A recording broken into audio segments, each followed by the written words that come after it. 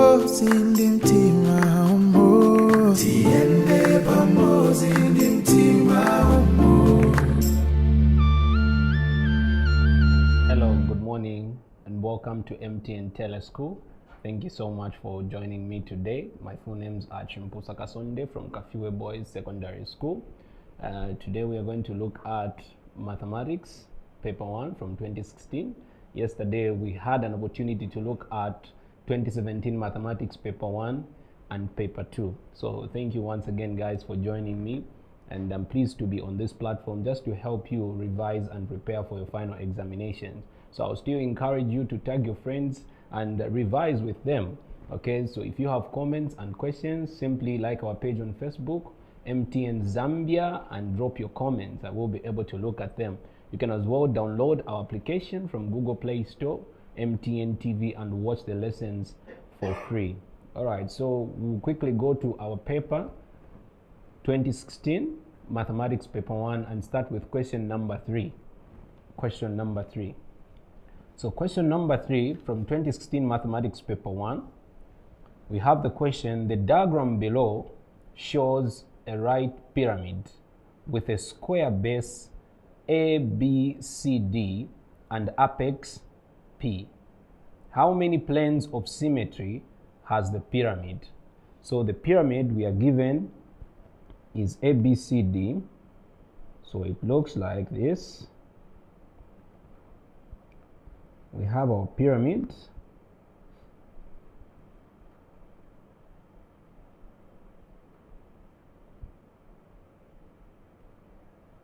Which is A, B, C, D. Alright, so this is point A, point B, point C, point D. This is the center of the pyramid, and we have the apex P. Now in the question, we are told that this right pyramid has a square base.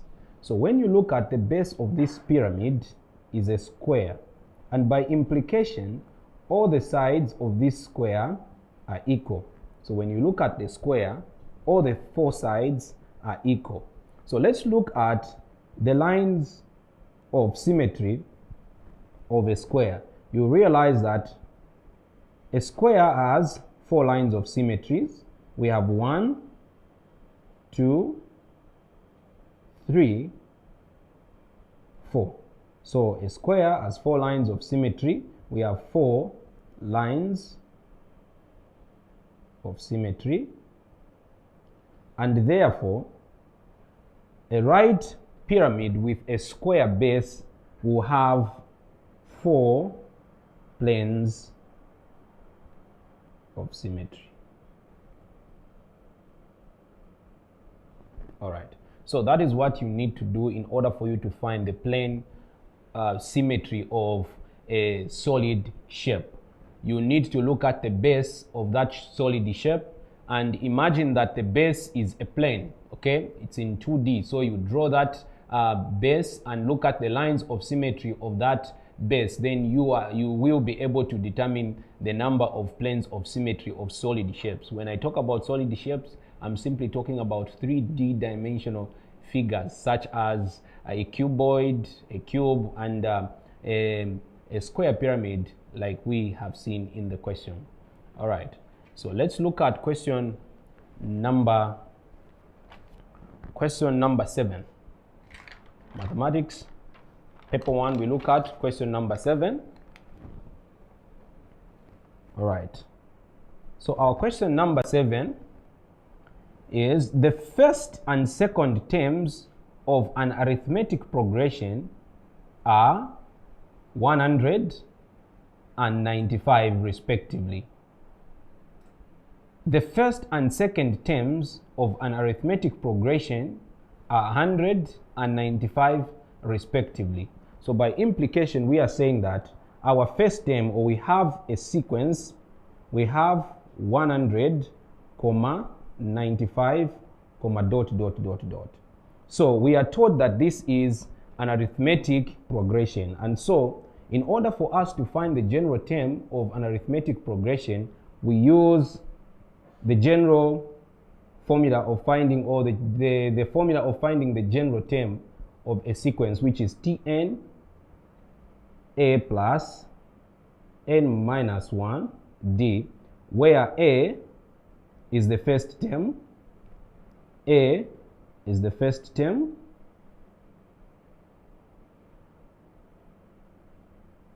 n is the nth term, and d is the common difference. It's the common difference. All right. Now we are told that the first term is 100. So we are saying that a is equal to 100. Then how do you find the common difference? You simply find the difference between two consecutive terms. So since 100 and 95 are two consecutive terms, then we'll say our common difference, which is d, is equal to 95 minus 100. Let's say if you have a sequence with terms a, comma b, comma c, comma d, e, f, comma dot dot dot, then we can find our common difference by subtracting a from b. So our common difference, which is common difference, I will use CD because I'm using letters as numbers or terms of this particular sequence. So it means that our common difference will be given by b minus a, or we can say CD will be equal to c minus b, and so on and so forth. So getting back to our question, our common difference will be negative 5. So since our common difference is negative 5, we have the value of a and we have the value of d. We can now go back to our question and answer part A of question 7. So part A of question 7 is that they are asking us to find the 10th term. And so what that means is that the value of n is equal to 10.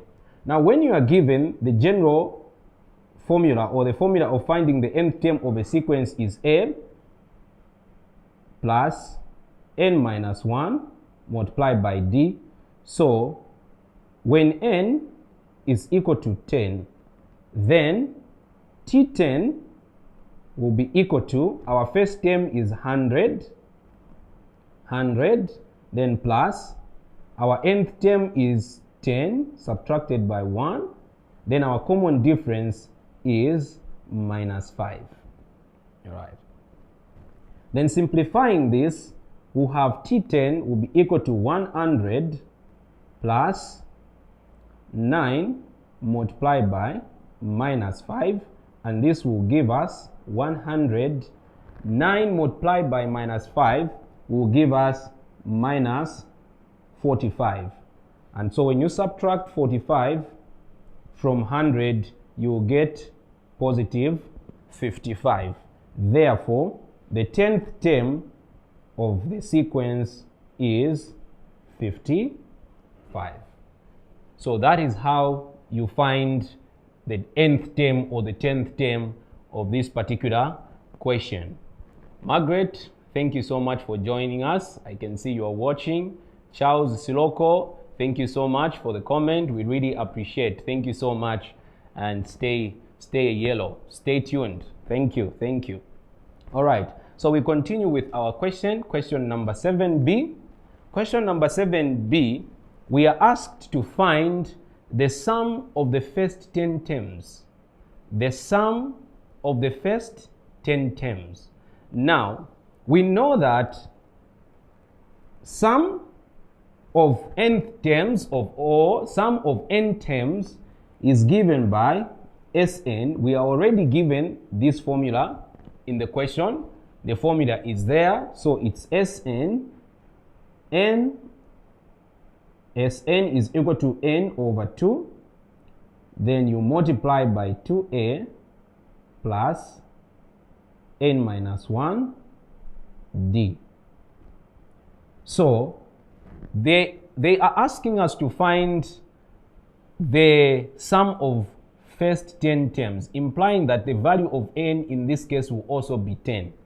So when we let n be equal to 10, we know that a is equal to 100 and d is equal to negative 5.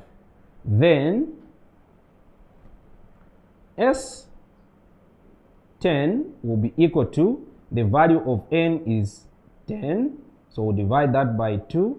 Then we'll have 2, our first term is 100, so we write 100, then plus n minus 1, then multiply. Now since our n is 10, so we'll write 10 there. Then our common difference is negative 5. So we'll have that.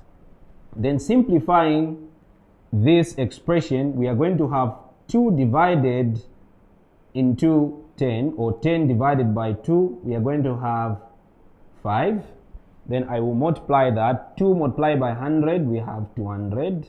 Then plus 9 multiplied by, because we are going to have 9, then we'll have minus 5, like that. Then we get 5, 200, then minus, because 9 multiplied by minus 5, you get minus 45. So when you subtract 45 from 200, you will get 155.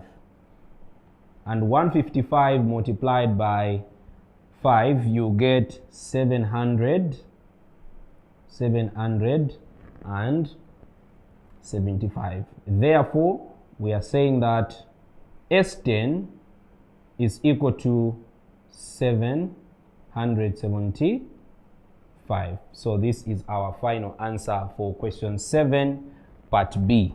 That is how you get the sum of terms when you are given the value of n. So in this case, we are required to find the sum of 10 terms of this particular sequence, and we found that our sum is 775. So this can be verified because when you look at our sequence is 100.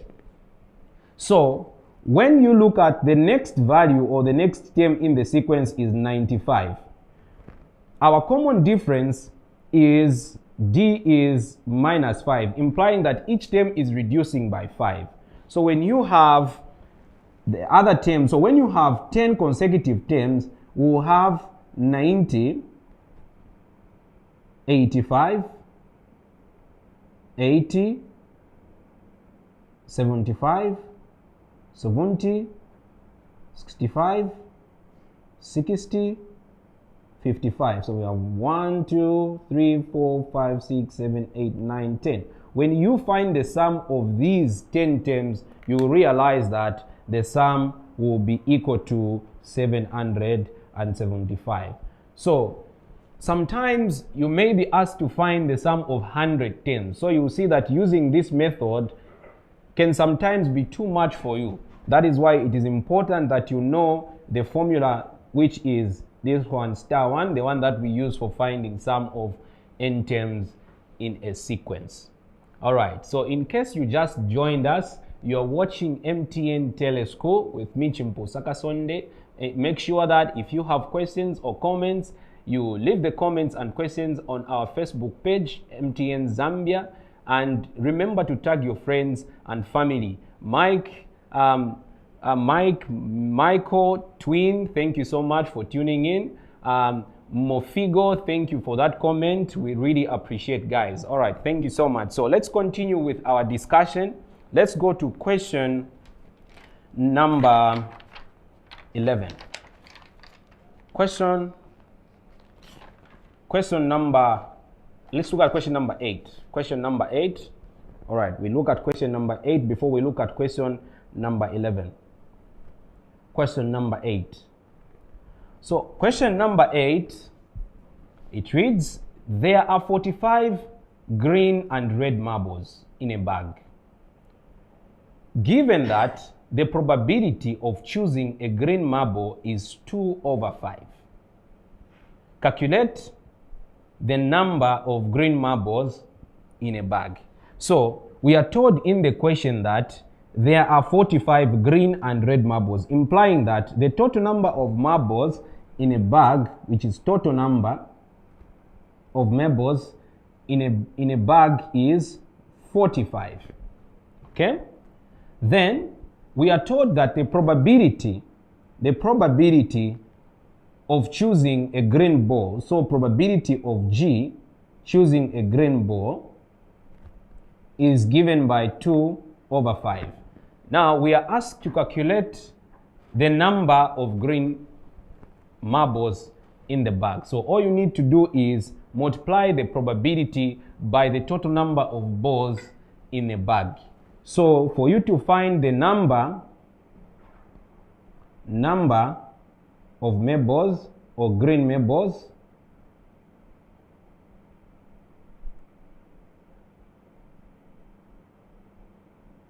all you need to do is multiply 2/5 by 45. And so when you multiply 2, so 45 can be written as 45/1. So we multiply 2 times 45, we get 90, then divided by 5. So 5 into 90, we get 18. So we'll have 18 marbles. Okay, 18 marbles. All right, so we can verify that indeed the number of green balls in a bag is 18. So if we say probability of G is equal to, we find the number of outcomes or number of possible outcomes of picking a green marble. From the total number of 45, we have 18, and the total 45 is the sample space, which is 45. So when you simplify this, you realize that you will have 2/5. You have 2/5 indeed as probability of picking a green marble. So that is how you answer that question. All right. So we answer question number 8, part B. Question number 8, part B. 8B. So the question reads, the base area of two containers that are geometrically similar are 80 square centimeters and 180 square centimeters respectively. If the capacity of the larger container is 54 liters, calculate the capacity of the smaller one. I'll read the question again. The base areas of two containers that are geometrically similar are 80 square centimeters and 180 square centimeters respectively. If the capacity of the larger container is 54 liters, calculate the capacity of the smaller one. Now you need to understand that when you are looking at capacity, you are simply looking at the amount of water or liquid that is required to fill a certain container. Okay? And when you look at volume, you look at the space the tank and water take up, for example, in a certain container. So that is the difference. Now you need to know that 1 liter is equivalent to 1,000 cubic centimeter as volume. So you are given that the capacity of the larger container is 54 liters, and by implication we are saying that 54 liters is equivalent to 54,000 cubic centimeters. All right, so how do we calculate the capacity of a smaller one? So 54,000 cubic centimeter is the volume of a bigger container. So what you need to do is that you first of all find the ratios of base areas of the two containers. So you are told that the smaller, or the base area of a smaller container is 80 square centimeters to a bigger container, which is 180 square centimeters. So when you reduce this, you realize that you remain with 4 over 9. And 4 over 9 can be written as 2 squared over 3 squared as the ratio of base areas. Now, in order for you to find ratios of volume, by implication, the ratio 2 to 3 is supposed to be, the 2 as the numerator will be raised to the power 3, because when you're looking at volume, you're simply talking about 3 dimensions. So you have three areas to multiply. So it means that the ratio will now be raised by 2 raised to the power 3, then 3 raised to the power 3. Then now we equate the ratio now to the ratios of volume. So for a bigger one, we have 54,000 cubic centimeter. And for a smaller one, we don't know, so we'll use X. So when you cross multiply, you find that X will give us 432,000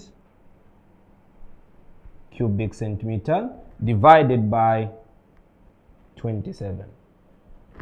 Okay, so all you need to do at this point,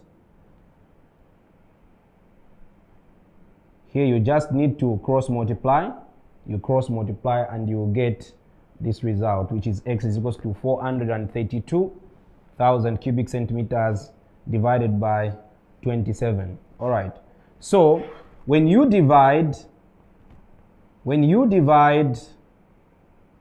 27 into 432,000, you get 16,000 cubic centimeters. And by implication, this is volume, and writing the volume in capacity form, it means that 16,000 will give you 16 liters. So that is the capacity. So you said, therefore, so by implication, then you say, therefore, the capacity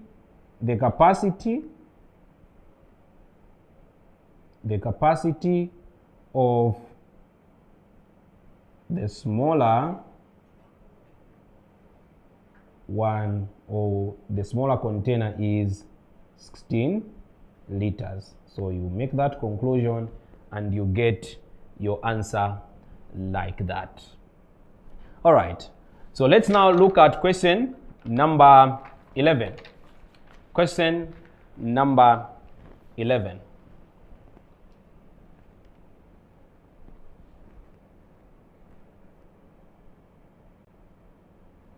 Question number 11, part A, the question reads, find the gradient of the straight line whose equation is 3y plus x equals 5. Find the gradient of the straight line whose equation is 3y plus x equals 5. So when you look at equation, that is question 11 part A, you have been given the equation 3y plus x equals 5. So the equation, I will call it equation 1. Equation 1 is a linear equation, and therefore we can write this equation in the form y is equal to mx plus c. So expressing equation 1 in the form y is equal to mx plus c, we will have 3y equals 5 minus x.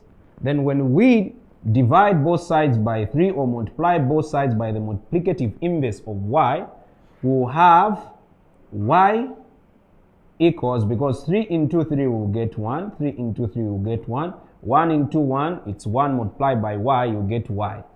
Then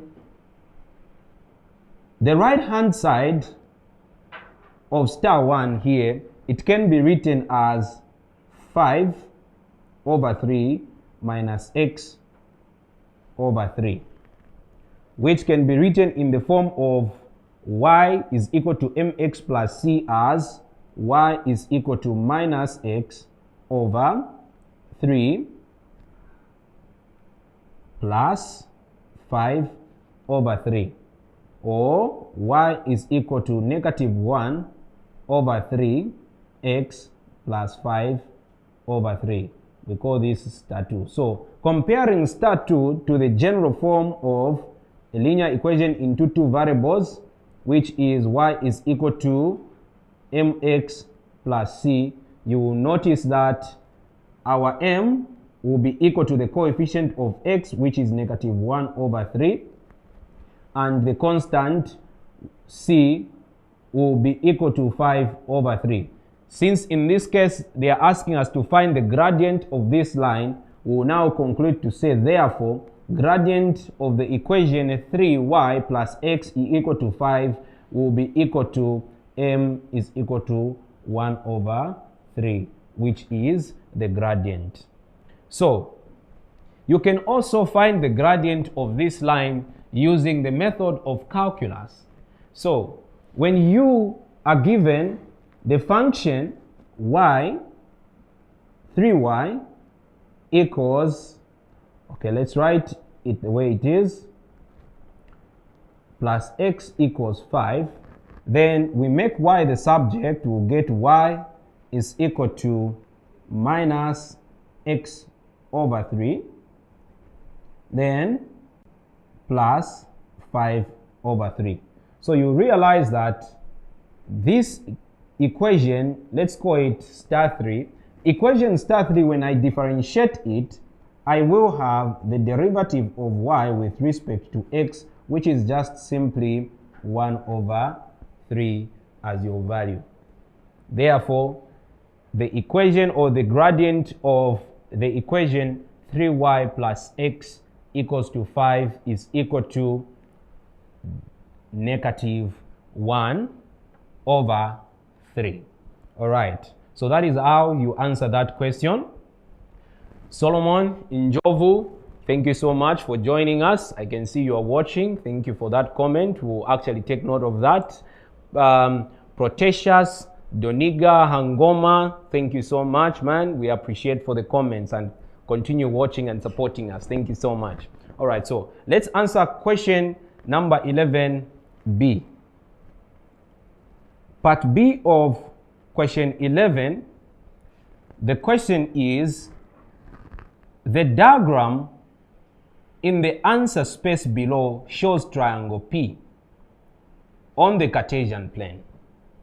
Given that triangle P is mapped onto triangle Q by a reflection in the line y is equal to negative x, draw and label triangle Q. I will read the question again. The diagram in the answer space below shows triangle P on the Cartesian plane. Given that triangle P is mapped onto triangle Q by a reflection in the line y is equal to negative x, draw and label triangle Q. So when you look at the diagram, we have been given triangle P. Now, this triangle P, it has coordinates. Our first coordinate on triangle P is negative 4, 0. Our second coordinate is negative 4, 1. And our last coordinate on triangle P is negative 2, 1. Negative 2, 1. So now in the question, we are told that the triangle P is mapped onto Q, which is the image they are looking for, by a reflection. So reflection is a transformation that is under isometry. So when you are reflecting an object, you will realize that the shape and size of an object will not be changed. It will remain the same. So what you need to know now is the matrix representation of the mirror line under paper 1. It is very, very helpful. And so when you look at matrix representation of mirror lines, you have for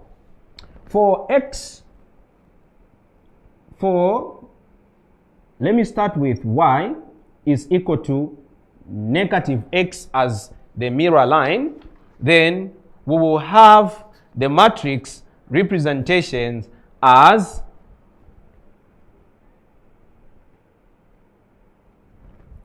0, negative 1, negative 1, 0. When the mirror line is the equation y is equal to x, then the matrix representation of the mirror line will be 0, 1, 1, 0, 0, 1, 1, 0. Then the matrix representation, when you have matrix representation of the mirror line in the y-axis, you have negative 1, 0, 0, 1, and for the x-axis you have 1, 0, 0, negative 1. So you need to just check these matrix representations of the mirror lines, but in this case we are using this matrix. So how do you find the image of this triangle Q? So what you need to do is you multiply the matrix of the mirror line, which in this case is 0, negative 1, negative 1, 0, by the coordinates. The first one is negative 4, 0. So I will write negative 4, 0 in that form. Then I will write negative 4, 1. Then negative 2, 1.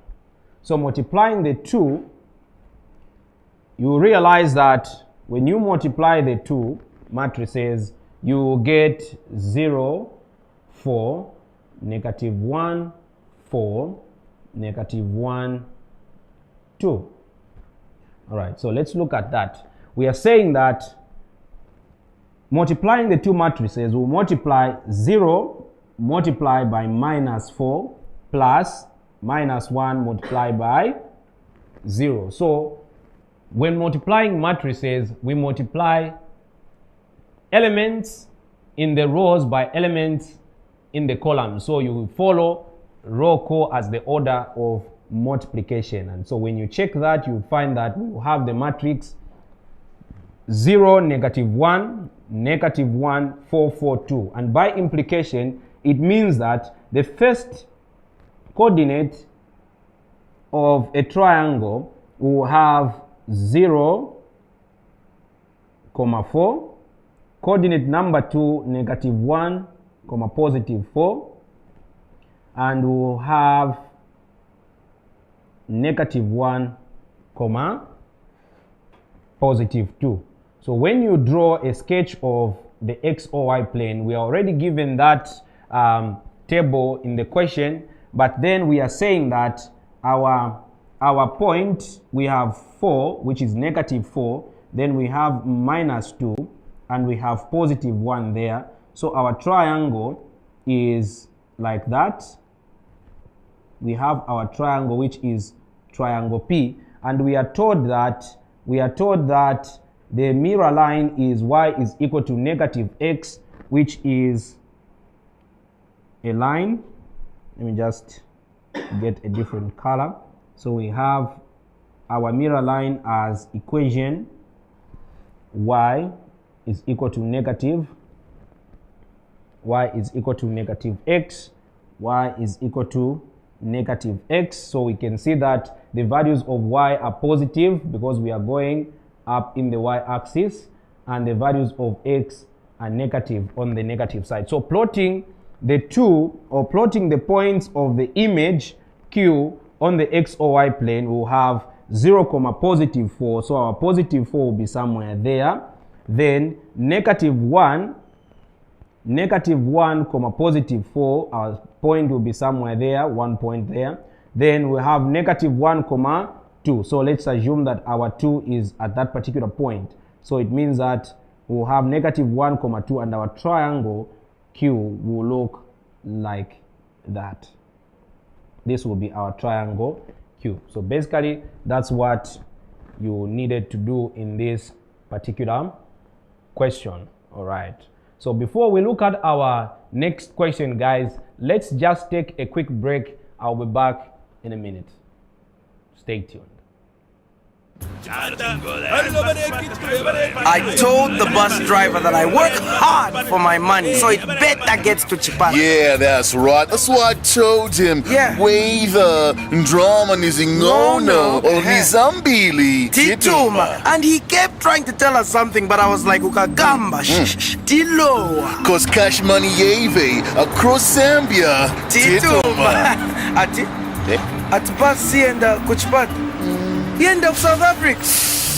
Hello, wait. Run, K-Star, run!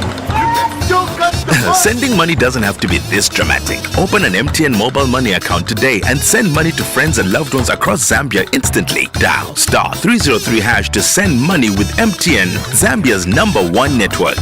With MTN mobile money, Tituma. MTN, everywhere you go. Hello! This is all you need to know about data bundles. Like when you need airtime to make calls, you need data bundles to browse the internet, send and receive photos on Facebook, chat on WhatsApp, send emails, listen to music, and many other things. Data is measured in bytes, kilobytes, megabytes, and gigabytes. These are a bit like money, and just like your bank balance, your MTN account has a data balance that you can use to buy data bundles ranging from 5 megabytes to 20 gigabytes for daily, weekly, and monthly subscription. To buy a bundle, dial *335*1#. From sending emails to browsing or watching online videos, many of the things you use depend on your device's functionality and network capability. Entry-level devices have limited data usage, whereas smartphones and computers have limitless data usage. The longer you spend online, the more data you use. Sometimes you feel like your data is running out really fast. That's because today's modern technology and higher definition content require and use up a lot more data. No need to worry. Data can be managed to work for you by minimizing on the number of apps that automatically update themselves and turning off your data when not in use. Make sure you use data bundles to browse the internet. When your bundle is depleted, you will be billed from your airtime. Perform regular data balance inquiries by dialing *335*3#.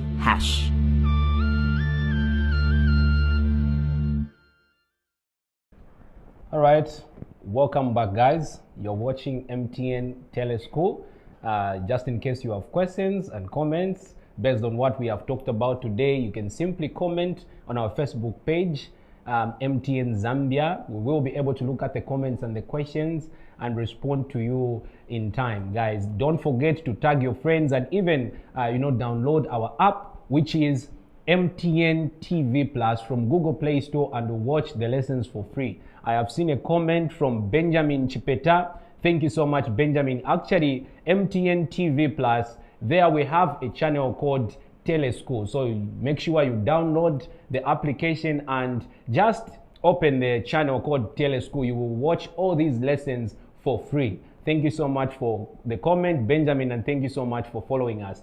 Cosby, Big Pay, thank you so much for liking the show. We really appreciate. All right, so let us look at question number 12. We conclude this lesson with question number 12 from 2016 paper 1, mathematics paper 1, 2016. All right, so question number 12.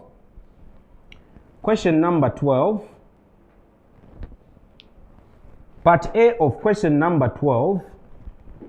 The question is, factorize completely km minus 6ln plus 3kn equals 2lm.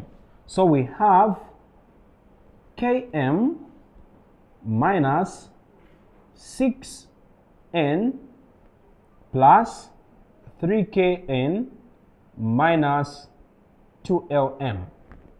So how do we factorize this question? First of all, we need to group terms, so we'll factorize using grouping of terms. So what we'll do is that we first group terms. Let me say I will group km and 3kn, then minus 6ln minus 2lm. Then this can also be written as open bracket km plus 3kn, then minus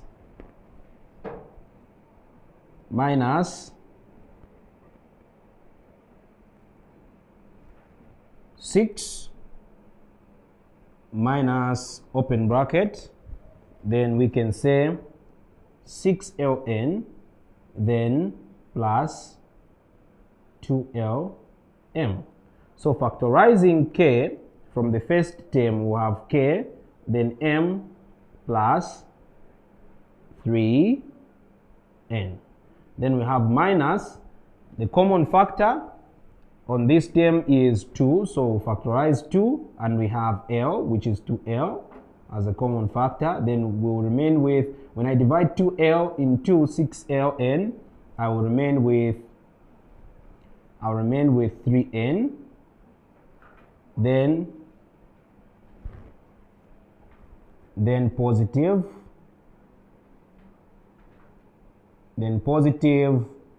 m. So guys, I factored out positive 2 and not negative 2. That is why we have maintained our positive sign here as positive and on this term as positive. Alright, so it means that when I put the terms outside the brackets together, I'll have 2l, I'll have k minus 2l. Then since this term is the same as that term, we know that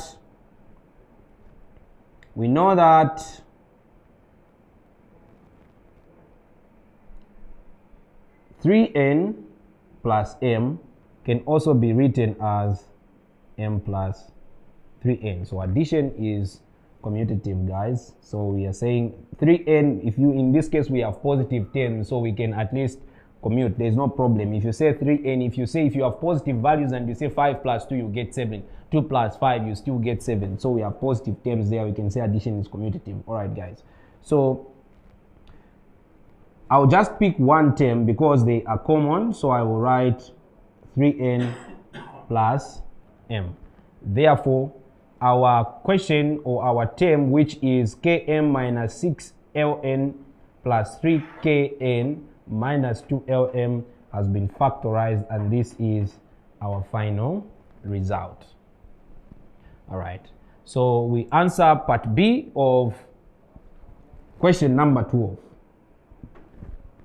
Part B of question number 12 reads, in the diagram below, MN is an arc of a circle whose center is O and radius 21.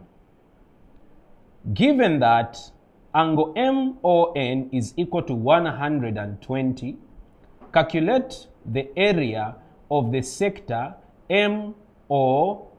So we have been given a sector, and this sector looks like that.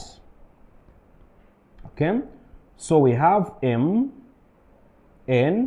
our radius is 21, and we have 120 as the angle subtended by an arc MN at the center.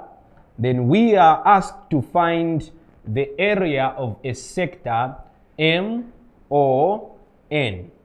Now, we know that area of a sector is given by pi over 360 multiplied by pi r squared.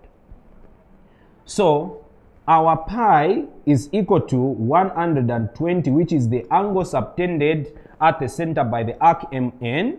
Then our pi is the value 22 over 7. We are told in the question that we take pi as 22 over 7. So I'm using pi, the value, as 22 over 7. All right. So substituting these values in the formula for area, we also know that the radius r is equal to 21. That's what we have been told. We have 21 centimeters. All right. So we'll have area is equal to pi is 120 divided by 360 degrees multiplied by the value of pi is 22 over 7. Then our radius will be 21 centimeters. 21 centimeters raised to the power 2. All right. So when you simplify this, 120 into 120, you get 1.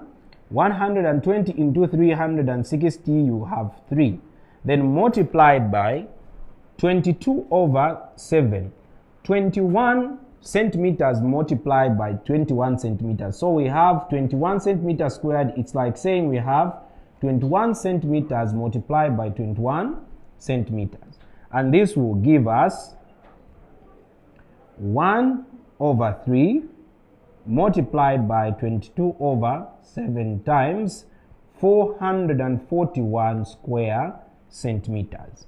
And when you multiply the numerators, you are going to have 900, that is 441 multiplied by 22, you will get 9,702 square centimeters, divided by 3 multiplied by 7, you have 21 by 1, so you get 21.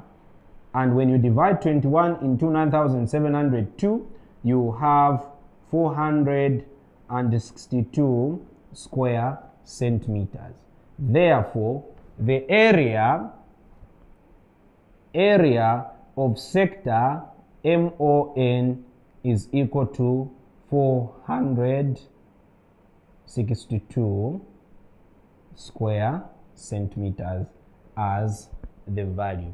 So that is how we find area of a sector. So the examiner expected you to actually find the area of a sector on question 12B, just like the way we have answered it in this lesson. So guys, I will leave it here for this lesson. I will be back with another lesson looking at some more questions in 2016 Mathematics Paper 2. So don't go away, guys. Make sure you stay tuned and watch the last lesson that I will present for today. So thank you so much, guys, for staying with me. I'm your presenter once again, Chimposa Kasonde from Kafiwe Boys Secondary School. Don't forget to tag your friends and like our page on Facebook, MTN Zambia. If you have comments or questions, simply leave the comments and your questions there. I will be able to look at them and respond to your questions. Thank you so much, guys, and stay blessed.